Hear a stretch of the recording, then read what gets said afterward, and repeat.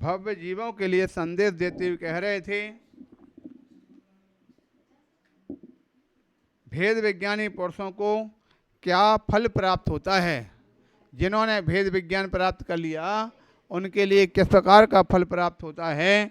तो बताया था कि जिसने दोनों प्रकार के न्यायों को अच्छी तरह जान लिया, निश्चय न्याय को और व्यवहार न्याय, दोनों प्रकार के न्यायों को अच्छी तरह से जानता है, वह वस्तु स्वभाव को जानता है कि वस्तु स्वभाव कैसा है, उसका मन कभी फिर राग द्वेष में नहीं पड़ता।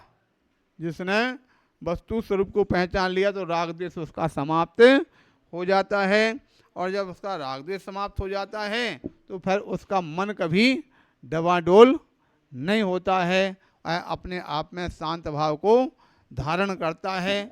ठीक उसी प्रकार से जैसा कि कहा गया था, एक बार किसी व्यक्ति के पास में एक लड़का है, एक लड़की है और एक सोने का बिस्कुट है। सोने के बिस्कुट से पिता ने कहा हमें इससे आभूषण बनाना है। तो लड़का कहता हमारे लिए जंजीर बना दो, और लड़की कहती हमारे लिए हार बना दो। तो उस लड़का लड़की दोनों आपस में उलझ रहे हैं और पिता दोनों में शांत है, क्योंकि उसके साथ में सामने तो बिस्कुट है, उससे दोनों बन सकता, ये भी बन सकता और ये भी बन सकता है। तो जिसकी दृष्टि हार पे थी, हार नहीं मिल रहा तो परेशान, जिसकी दृष्टि जंजीर पे है उसको जंजीर नहीं मिल रहा वो परेशान, किंतु जिसकी दोनों पे समान है उसके लिए कोई समस्या उत्पन्न नहीं है, वो शांत भाव से रहता है। उसी प्रकार से यहाँ पर जिसने दोनों न्यायों को अच्छी तरह से जान लिया है उसको किसी प्रकार का विकल्प नहीं होता है। कल यहाँ पर इस प्रकार का व्याख्यान हो चुका था। आगे उसी बात का कथन करते हुए आगे आचार्य महाराज बताते हैं, अथ पुनरपि तस्यैव निश्चल चित्तस्य ज्ञानिनो माहात्म्यम दर्शयति। अब यहाँ पर पुनः निश्चल चित्त वाले जो ज्ञानी पुरुष का महात्म्य बतलाते हैं। जिनका चित्त निश्चल हो चुका है, दोनों अवस्थाओं में जिसने शांत भाव धारण कर लिया है, उसकी क्या स्थिति होती है, किस प्रकार से वो रहते हैं, तो यहाँ पर उसका कथन किया जा रहा है। ये कहते हैं, राय दोषादिया डहुलजैणवजस्यमण सलिलम सोण्य तच्चम पिच्छई नहु पिच्छई तस्य विवेरियो। वह कहते हैं राय द्वेष रागद्वेषैश्च रागद्वेषादैश्च चाल्यते नैव यस्य मनः संकल्पितम्। अर्थात यस्य यानी जिसके मन सलिलम राय दोष आदि ही मन रूपी जल में राग द्वेष इत्यादि के द्वारा नयो नहुलज्जयी डवाडोल नहीं होता। ठीक है, जिसका मन राग द्वेष इत्यादि से रहित हो गया है, राग द्वेष से रहित होने से जिसका जल में कल्लोल नहीं होता है, डवाडोलता नहीं आती है, न सो यानी वह निज तत्व निज तत्व को पिछई देखता हुआ तस्य विवरियो उस इससे विपरीत पुरुष के लिए नाहु जो निश्चय से नहीं न पिछई देखता नहीं है।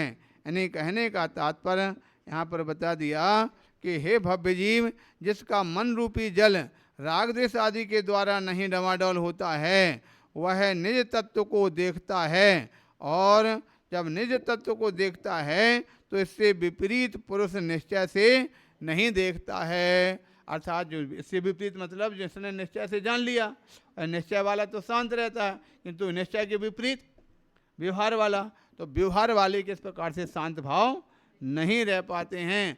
व्यवहार वाला तो इस प्रकार से अनेक प्रकार से उनका मन डवाडोल होता रहता है। जिस प्रकार से आपने सुना होगा, जब अर्जुन के लिए परीक्षा होना थी कहे कि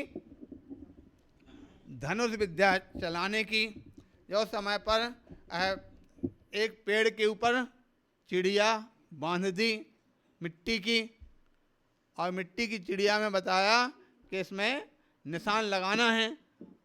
ठीक है, हाँ मिट्टी की थी, अगर दूसरी लगाएंगे तो उड़ जाएगी, वो तो जब उड़ जाएगी फिर कैसे निशान लगेगा। है, निशान कैसे लगेगा? हाँ, क्या बोलते, वो बात हो गई, फिर तो घटित। एक बार किसी टीचर ने कहा जाओ है क्या बोलते पेड़ पर चित्र बना करके लाना, एक पेड़ पर चिड़िया बैठी हुई है, पेड़ पर बैठी हुई चिड़िया का चित्र बना करके लाना है। तो एक दो विद्यार्थियों ने बनाया, एक विद्यार्थी उसमें जाकर खाली कागज रख दिया। बोले भाई क्यों तुमने एक पेड़ पर बैठी हुई चिड़िया का चित्र क्यों नहीं बनाया? बोले गुरुजी क्या करें, जब हम पेड़ पर चिड़िया का चित्र बनाने के हुए वो चिड़िया उड़ गई, इसलिए हम किसका बनाते?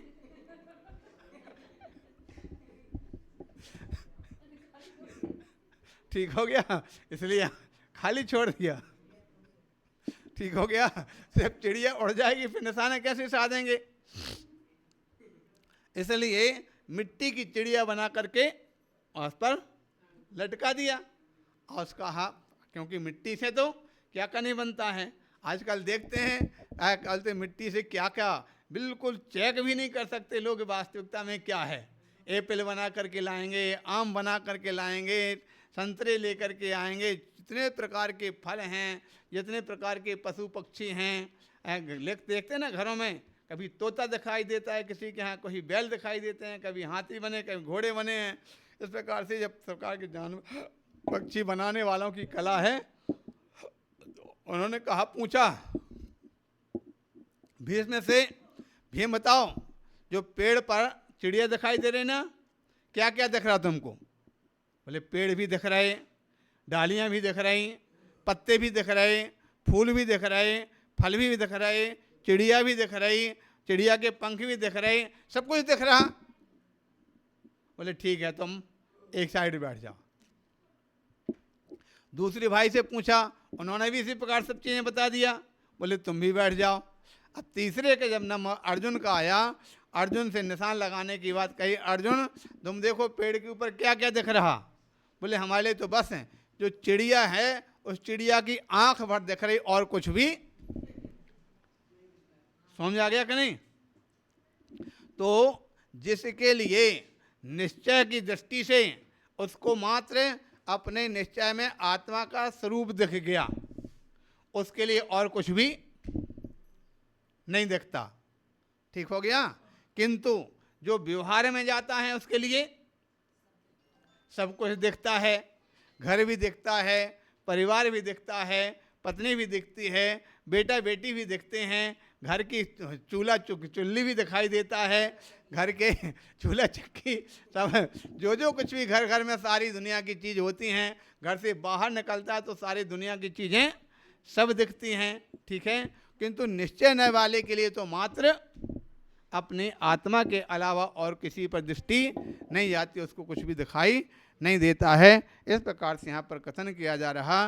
तो वह बताते हैं, राय दोषादि इत्यादि राय दोषादित्य ढोलजैण्यो जस्य मनसलिल मिथ्यात्व ज्ञान भावोपार्जित ज्ञानावरणादि दत्व कर्म भाव कर्म नो कर्म कर्मादि दोष रहतम परमात्मनो विलक्षणो रागद्वेषादिश्च यस्यात्मरात्मनो मनः सलिलम मनोजलम नैव क्षुभ्यते व्याकुली भवति नैव मलिनी भवति।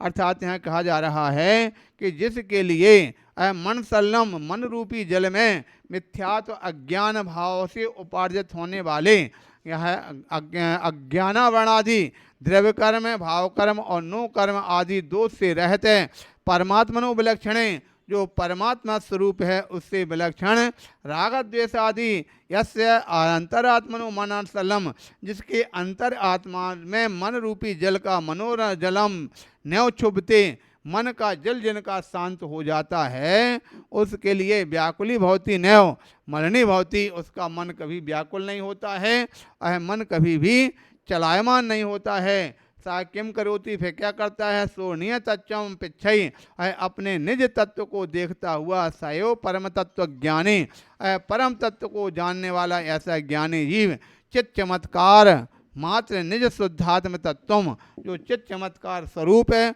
अपने निज शुद्ध आत्मा रूपी तत्व को पश्यति देखता है, नित्य मनोभवती उसी का ही हमेशा अनुभव करता है। तद विलक्षणा किम करोति, उससे विपरीत क्या होता है? नाहु पिच्छई तस्य भी रियो, उसके विपरीत किसी प्रकार से विपरीत में देखता नहीं है। क्या परम ब्रह्म है, वेदिनस तस्मात् विपरीतो अह बहरात्मा स्वस्वरूप से न स्फुटम निश्चयन पश्यति न जानाति मत्वा रागद्वेष मोहादि दोष रहतत्वात् सकल विमल केवल ज्ञानादि अनंत गुण सहतात परमात्मना सकाशात विपरीत भूत राग द्वेष मोह त्यागेन आसन्न भव्य जनतयन अनंत परमात्मना निर्विकल्प चित्तेन निरंतरम भवितव्यम इति भावार्थः। अब यहाँ कहते हैं जो परम ब्रह्म स्वरूप है उसका अनुभव करने वाला, उसके विपरीत बहरात्मा, जो पहले वाला तो निश्चय से अपने ब्रह्म आत्मा स्वरूप का ध्यान करता है, चिंतन करता, मनन करता, किंतु उससे विपरीत जो बहरात्मा हैं वो 100 पर स्वरूप ना स्फुटम निश्चय न पश्यति न जानाति, 100 पर के स्वरूप को जानता नहीं है, उसको मानता नहीं है। और राग द्वेष मोहादि पर दोष रहता है, तो राग द्वेष मोह इत्यादि से रहते सकल विमल केवल ज्ञानादि अनंत गुण सहतात, जो सकल विमल केवल ज्ञानादि गुणों से सहित परमात्मना परमात्मा सकाशात विपरीतम, उससे विपरीत परमात्म स्वरूप से विपरीत राग द्वेष मोह त्यागेन, राग द्वेष मोह के त्याग से आसन भव्य जन अनंत अंतरात्मा, जो भव्य जन है वो अपने अंतरात्मा का निर्विकल्प चित्ते ने निर्विकल चित्त से निरंतरम निरंतर ही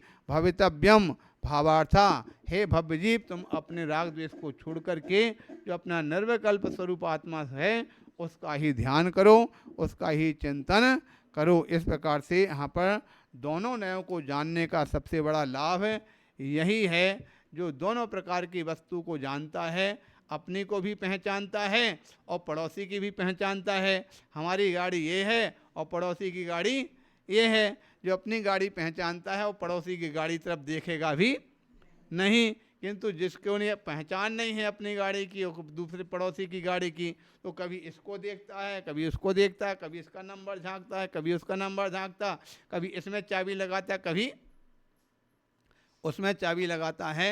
और एक पर पड़ोसियों की हो सकता है और आगे बहुत सारी गाड़ी रखी तो कितने कितने में घूमता फिरे। इसलिए कहा सब पर की गाड़ियां छोड़ करके अपनी गाड़ी को पहचानना प्रारंभ कर दो, तो फिर अन्य दूसरी गाड़ियों तरफ देखने की जरूरत नहीं रहेगी। इस प्रकार से जानना चाहिए। शेष वैसा बाद में बोले महावीर भगवान की जय।